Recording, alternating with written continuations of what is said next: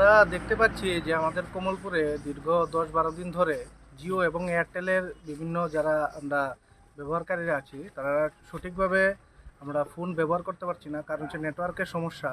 এবং শহরের বিভিন্ন প্রান্তে গেলে এক এক জায়গাতে নেটওয়ার্ক আছে, এক জায়গায় থাকে না। এবং ফোন করলে পরে অনেক সময় কল রিসিভ দেখাচ্ছে হয়েছে, কিন্তু কথা শোনা যায় না সামনের থেকে। তারপরে যদি জিনিসটা আমরা মানে দেখি যে শুধু জিওতে বা এয়ারটেলে এমন হচ্ছে না, জিও দিয়ে এয়ারটেলে ফোন করলেও সমস্যা হয়, এয়ারটেল থেকে জিওতে ফোন করলেও সমস্যা হয়। যার কারণে আমরা চাই আর কি বিষয়টা যদি অতি দ্রুত সমাধান হয় তাহলে জনগণের, আমাদের কমলপুর শহরের অনেকেই লাভ হবে আর কি। মানে এখন তো মোবাইলটা যোগাযোগের অন্যতম মাধ্যম। প্রশাসনিক কাজও তাহলে হ্যাম্পার হচ্ছে।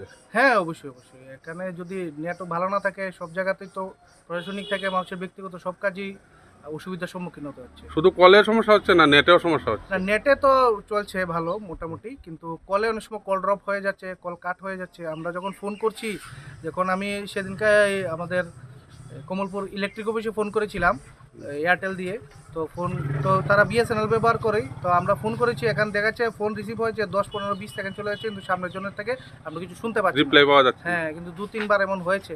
তো আশা করি সবারই হচ্ছে এমন। তো এই জিনিসটা যদি তড়িঘড়ি ঠিক হয় তাহলে খুব ভালো হবে।